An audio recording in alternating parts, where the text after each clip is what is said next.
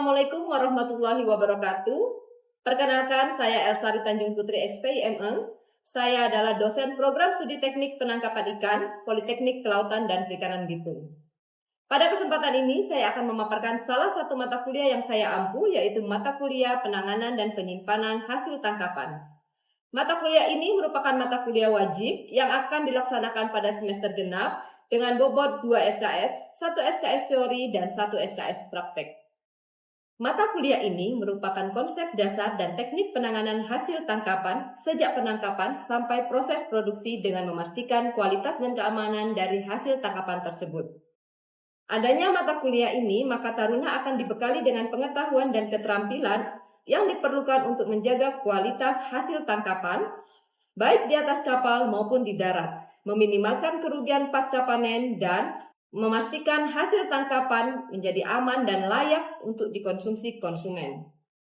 Capaian pembelajaran mata kuliah ini adalah taruna mampu mengatur proses penanganan dan penyimpanan hasil tangkapan serta penerapan HACCP atau Hazard Analyze Critical Control Point dengan cara yang benar, baik dengan kinerja individu maupun secara berkelompok dalam kerjasama tim. Kompetensi yang akan diperoleh adalah 1. Taruna mampu menjelaskan tentang hasil perikanan dan mutu ikan. 2. Taruna mampu menunjukkan ukuran dan jenis-jenis hasil tangkapan. 3. Taruna mampu menunjukkan kemunduran mutu hasil tangkapan. 4. Taruna mampu menerapkan prinsip-prinsip HACCP. 5. Taruna mampu menunjukkan alat dan sarana penanganan hasil tangkapan. 6. Taruna mampu menerapkan prinsip penanganan dengan metode atau teknik pendinginan dan pembekuan. 7. Taruna mampu menangani ikan hasil tangkapan di atas kapal. 8. Taruna mampu menangani ikan hasil tangkapan di darat. Pokok bahasan atau subkompetensi mata kuliah ini meliputi 1. Definisi ikan hasil tangkapan, sifat-sifat ikan secara umum, definisi mutu. 2. Jenis ikan hasil tangkapan, komposisi ikan hasil tangkapan dan sifat-sifat fisik serta kandungan kimia gizi ikan. 3. Standar mutu hasil perikanan, proses kemunduran mutu hasil perikanan, dan mengenal ciri-ciri tanda fisik ikan yang terindikasi kemunduran mutu. 4. Komponen, prinsip, dan penerapan HACCP pada proses penanganan ikan di atas kapal dengan benar. 5. Alat dan sarana penanganan hasil tangkapan di atas kapal, di darat, serta program prosedur fasilitas sanitasi dan higienis. 6. Penanganan ikan hasil tangkapan dengan teknik pendinginan dan pembekuan. 7. Penanganan ikan pelagis kecil, ikan pelagis besar, ikan demersal, ikan hidup, dan produk berorientasi ekspor. 8. Desain, konstruksi, dan prinsip kerja ruang pendingin atau cold storage di darat, serta sistem pengangkutan produk hasil perikanan.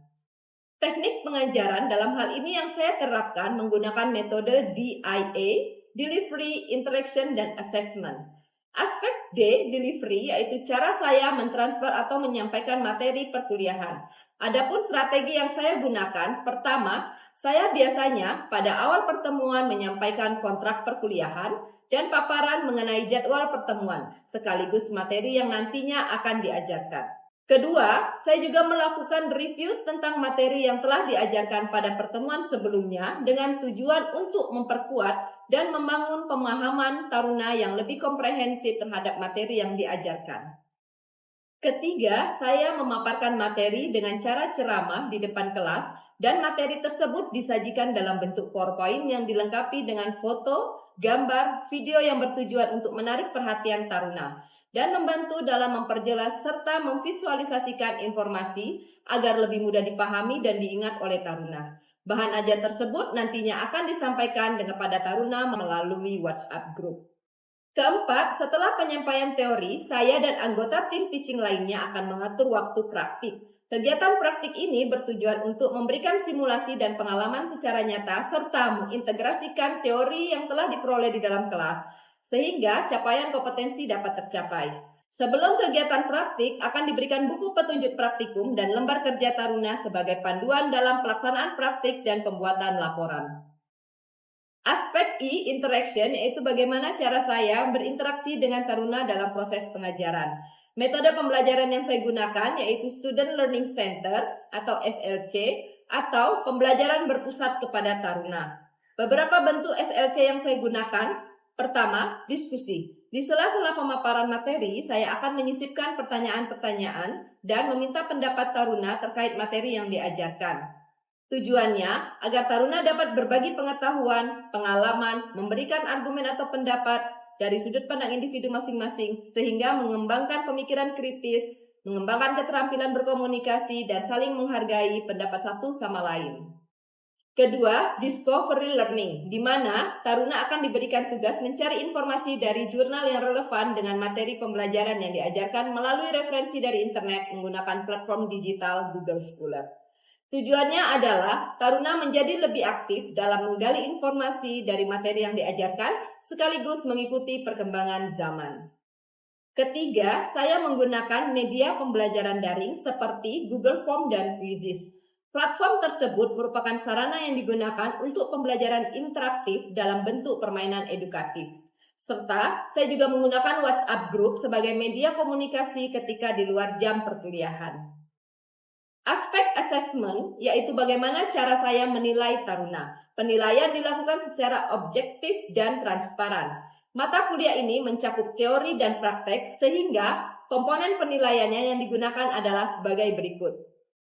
1. Penilaian teori dengan komposisi 20% tugas, 40% ujian tengah semester, dan 40% ujian akhir semester. 2. Penilaian praktik dengan komposisi 30% persiapan, 30% proses, dan 40% hasil. Nilai praktik minimal B merupakan syarat bagi taruna untuk mengikuti ujian akhir semester. 3. Adapun bobot nilai akhir yang digunakan berkisar huruf A sampai dengan D. Taruna dikatakan akan remedial apabila nilai akhir penilaian mendapatkan nilai B.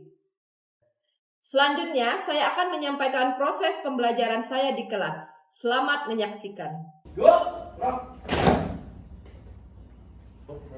Siap mengikuti kuliah. Lanjutkan. Berdoa mulai. Amin. Doa selesai. Selamat. Gerak. Selamat pagi semuanya. Selamat duduk. Terima kasih istirahat. Assalamualaikum warahmatullahi wabarakatuh. Waalaikumsalam warahmatullahi wabarakatuh. Anda sehat?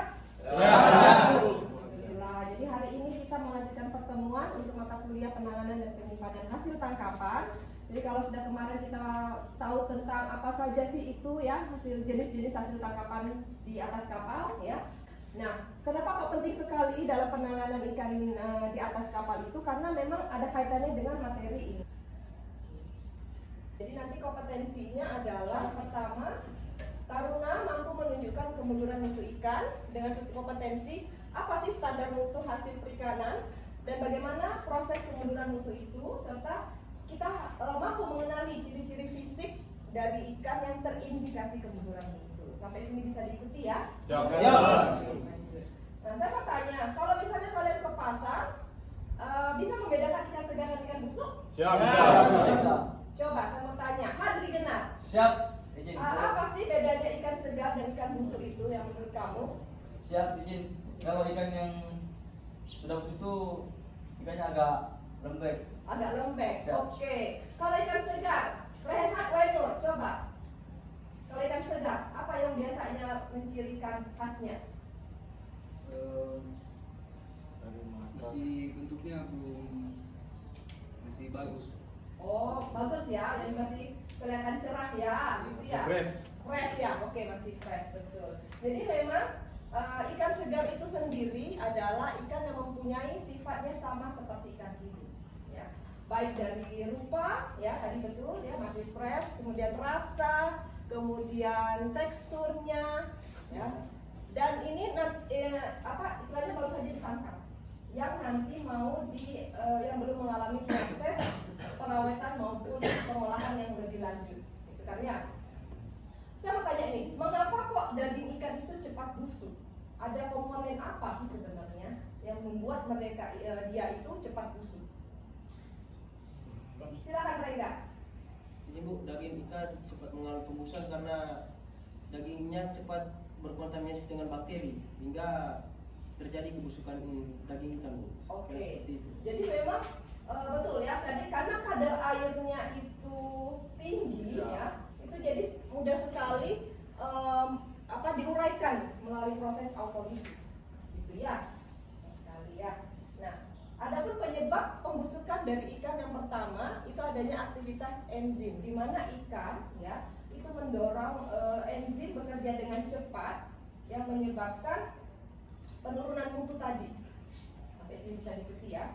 Nah, kemudian adanya aktivitas bakteri pembusuk ya yang disebabkan oleh makanan dan lingkungan hidup yang pada umumnya bakteri itu banyak terdapat di insang, perut, dan kulit. Makanya kalau misalnya salah satu ciri indikasi ikan mengalami kemunduran itu adalah kalau misalnya sudah lama di suhu ruang berlendir. Siap. Ya kan? Siap. Kemudian ini adalah tanda-tanda ikan segar. Yang pertama kita bisa lihat dari mata. Matanya itu cerah, cembung, sebenarnya agak menonjol. Ya. Tapi kalau misalnya sudah kalau kita ke pelelangan ya pagi-pagi itu pasti kondisi matanya seperti ini. Tapi kalau sudah siang sudah mulai cembung, ya merah. Warna merah. Betul sekali. Ya. Insangnya kalau misalnya kita buka Berubah warna. warnanya merah segar. Tapi kalau sudah makin lama di suhu ruang, pucat, merahnya menjadi pudar. Itu kan ya. Baunya masih seperti bau laut, warnanya terang, dagingnya itu putih, dan ketika dipencet, ditekan, Keras. dia masih akan kembali ke bentuk semula, elastisnya ya. Biasanya kalau di dalam penangkapan ya itu kan pasti ada ikan-ikan yang lecet. Ikan-ikan lecet itulah yang paling cepat membusuk. Oleh karena itu ketika penanganan di atas kapal itu perlu Sortir. gitu ya. Siap. Foto juga tentang insang ya, kalian bisa lihat insangnya masih merah, kalau sini sudah tidak segar lagi sudah mulai pucat. Gitu ya. Kemudian ini ada tentang dagingnya. Jadi kalau kita filet, dagingnya masih satu kesatuan utuh, dan kalau misalnya tidak segar itu sudah mulai hancur. Lembek tadi. Ya, karena ada proses autolisisnya tadi. Kemudian ini kenampakan ikan secara utuh, ya. Kalau ikan segar masih bagus, ikan tidak segar sudah mulai sisinya tadi sudah mulai kelupas, ya. Gitu ya. Oke, lanjut. Uji organoleptik itu adalah menggunakan panca indera. Ya, panca indera ada berapa? Berarti ada 5. Ya. Biasanya kita bisa melihat dari mata, ya, kemudian dari rasa, bau, ya, penciuman, gitu ya. Dan ini sangat dipengaruhi oleh kepekaan masing-masing individu, gitu ya. Nah, mengapa perlu uji organoleptik? Karena memang tadi ikan adalah very stable food. Very stable food itu artinya apa? Ikan yang mudah busuk, pangan yang mudah busuk atau rusak, gitu kan ya. Nah, kita dengan adanya uji organoleptik ini kita bisa mengetahui perubahan-perubahan. Ya, nanti ini ada kaitannya dengan berapa lama kita mampu menyimpan bahan pangan tersebut. Paham nggak? Makanya kalau di atas kapal, ya, di palka ikan tidak boleh lama-lama, betul nggak? Ada waktunya kan? Walaupun kita menggunakan media es, tapi kan media es kan bisa mencair. Nah, dengan adanya uji organoleptik ini sebagai langkah awal kita untuk mengetahui berapa lama sih daya simpan, gitu kan, di awalnya. Sampai sini bisa diikuti? Ya, siap. Nah, lanjut. Ini adalah aspek-aspeknya. Kalau kita dari indera penglihatan kita bisa melihat penampakan secara umum, ukurannya, gitu ya. Kemudian apakah ada kerusakan fisik dari ikan tersebut? Misalnya kita bisa lihat dari mata toh, kulitnya, ya, dagingnya. Nah, kalau penciuman kita biasa melihat apakah sudah bau tengi atau belum, gitu ya. Kalau misalnya sudah bau tengi, kita sendirikan dulu itu hasil tangkapan. Kemudian sampai di tekstur peraba, ya. Biasanya kita pencet dulu toh kalau mau ikan. Kita lihat, kita raba dulu. Oh, ikannya kok masih nggak balik lagi tuh dagingnya. Wah, berarti ini tanda-tanda sudah mengalami kemunduran mutu. Sampai sini bisa diikuti? Ya, siap.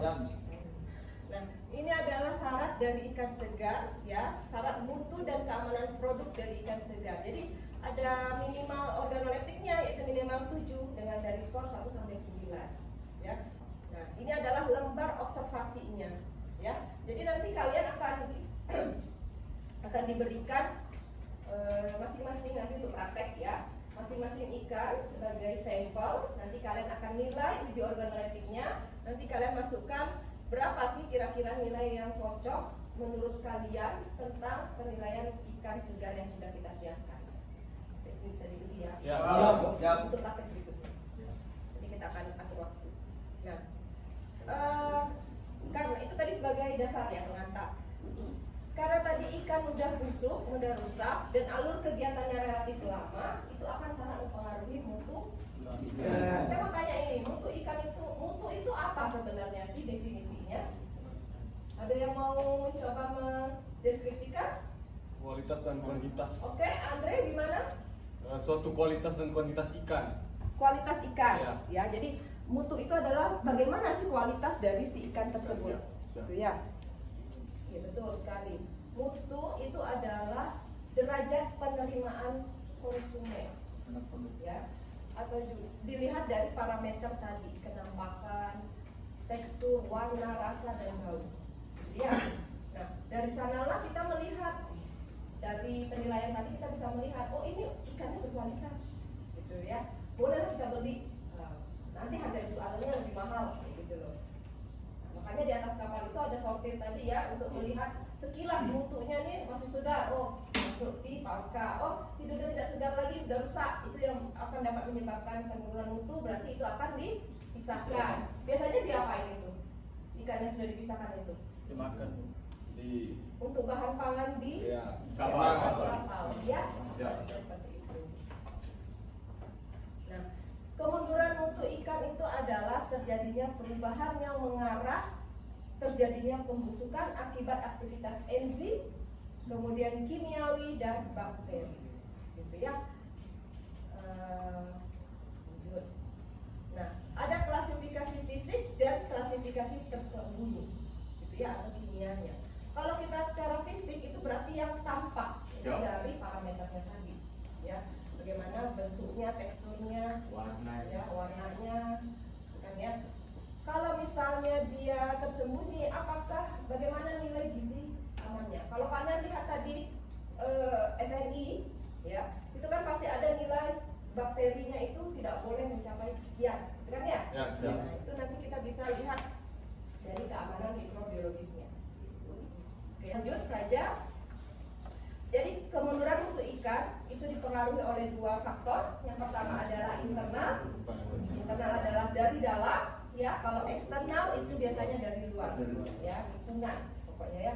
Nah, kalau internal itu dari jenis kelamin, ukuran, kematangan gonadnya, tingkat kekenyangannya, kandungan lemaknya, dan lain sebagainya, ya. Kalau eksternal, bagaimana teknik penangkapannya? Apakah suhu penanganannya seperti apa? Lingkungannya, sanitasi, dan cara penanganan oleh abk-nya atau pekerja. Oke? Nah, kita lanjut lagi. Nah, untuk kemunduran mutu itu ada prosesnya, tahapannya. Yang pertama adalah pre-rigor, rigor mortis, dan post-rigor. Gitu ya. Kalau pre-rigor itu penjelasannya seperti ini, ya. Jadi di mana pre-rigor itu kondisi ikan masih seperti ikan hidup, masih ikan segar, ya. Kemudian masih kalau kita pegang itu ikan itu semacam lemas lah kayak gitu ya. Nah, kemudian baru nanti kalau sudah makin lama waktu penyimpanan, apalagi di suhu ruang, itu nanti akan mengalami proses rigor mortis. Jadi ikan menjadi kaku kembali atau keras, gitu ya. Kemudian nanti masuk ke post rigor, ya, ikan kembali lembek. Nah, jadi ada 3 proses ya umumnya, yaitu pre rigor, rigor mortis, dan post rigor. Itu after dari kematiannya, kan ya. Nah, jadi nanti bisa dilihat nih, amat segar, jadi menjadi tidak segar lagi, gitu ya. Oke. Nah, ini pre-rigor, ya.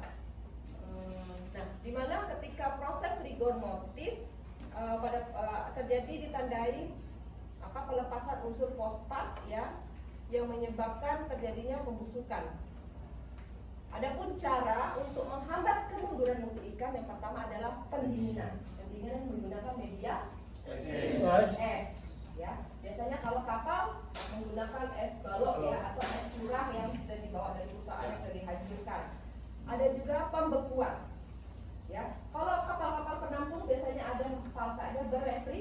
dehidrasi untuk membumbukan ikan. Benar? Siap. Ya. Kemudian ada pasteurisasi, sterilisasi, penggaraman, pengolahan, itu artinya langsung diolah. Gitu, ya. Sampai sini ada pertanyaan? Belum? Belum. Oke. Kita lanjut. Nah, ini adalah penanganan ikan di atas kapal, ya. Kalau kita sudah sampai kalau kita yang bergerak di bidang penangkapan, sangat penting sekali penanganan ikan di atas kapal ini untuk menjaga mutu ikan biar nanti ke konsumen harga jualnya tetap stabil, ya. Kemudian kualitasnya juga tetap bagus, gitu ya. Bongkar muat juga penanganan di TPI. Kondisi saat ini sebenarnya sangat miris, ya. Yang pertama kita lihat aja di daerah pelelangan kotor, ya. Siap. Nah, ya, terus limbahnya juga tidak terolah dengan baik, banyaknya sampah plastik dekat dengan tumpukan sampah dan lain sebagainya. Nah, WC gitu kan yang kalian bisa lihat gambar. Kemudian kalau di atas palka pun seperti itu, kadang kondisi palkanya juga masih tidak bersih, ya. Kemudian alat-alat penanganan yang digunakan pun masih belum lengkap, masih ada kayak korosi, ya. Benar ya? Siap. Kemudian dari ABK-nya pun biasanya tidak menggunakan welpack, helm, sarung tangan, ada juga yang merokok, gitu kan? Bahkan ada yang makan.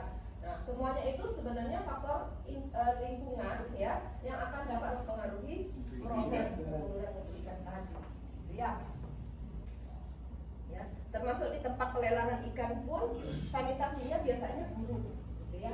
Tapi sekarang ya KKP sendiri sudah menerapkan TPI higienis. Artinya apa? TPI tempat pelelangan ikan yang didesain dengan menerapkan lingkungan. Artinya ketika orang masuk, ya, nelayan masuk untuk menjual hasil tangkapannya, dia sudah bersih, ya, dilengkapi dengan welpack, pakai pantun dan lain sebagainya, gitu ya. Jadi sekarang program pemerintah sudah concern ke arah sana, gitu ya. Nah, kalau sampai sini bisa diikuti? Siap. Kalau ini apa ini? Ini prinsip penanganan ikan di atas kapal maupun di darat. Ada coba Septianto, apa sih prinsipnya? Yang pertama itu bersih.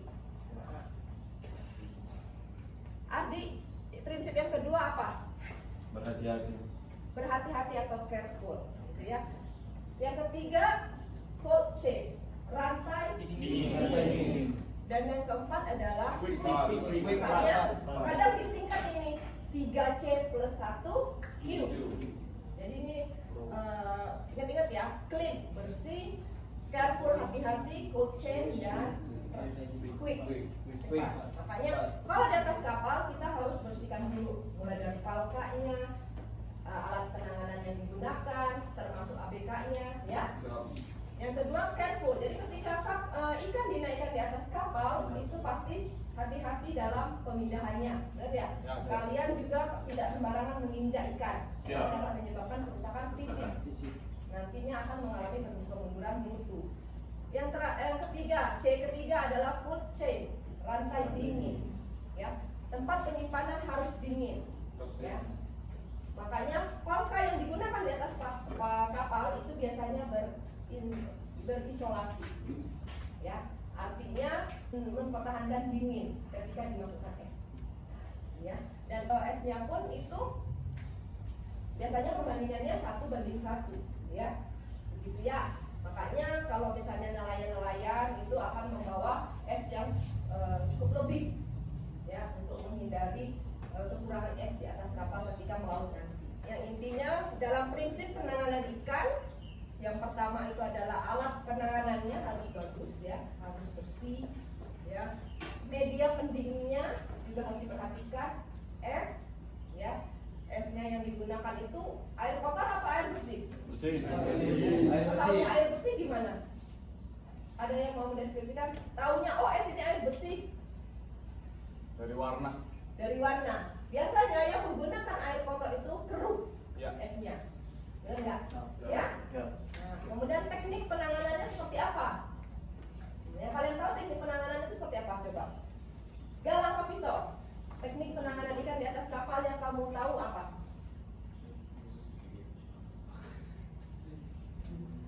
Bulking, Bulking. ya. Bulking, surfing, Boxing. boxing. Ya, nanti akan ada beda-beda lagi ya berdasarkan jenis ikan ya. Nah, kemudian bagaimana keterampilan kerjanya? Kalian sudah belum dibekali itu? Kan ya?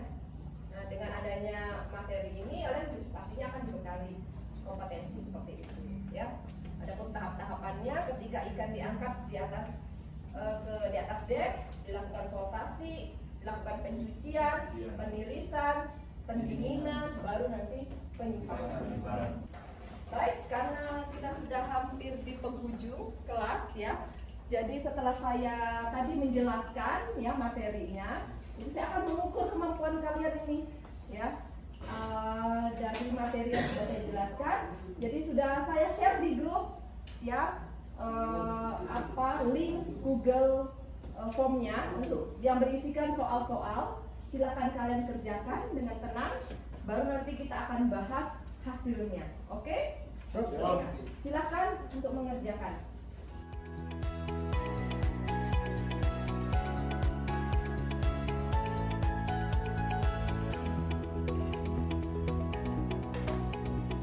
Baiklah ya, perkuliahan kita hari ini sudah selesai untuk pertemuan materi kemunduran mutu.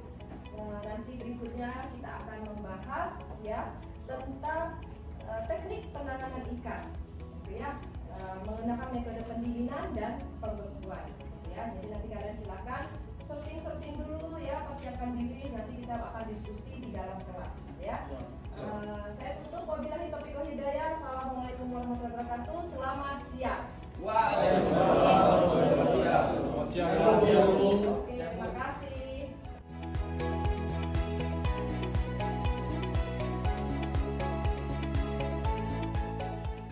Demikianlah deskripsi singkat dari video pembelajaran yang telah saya lakukan. Semoga bermanfaat. Saya tutup. Wabillahi taufiq wal hidayah. Wassalamualaikum warahmatullahi wabarakatuh.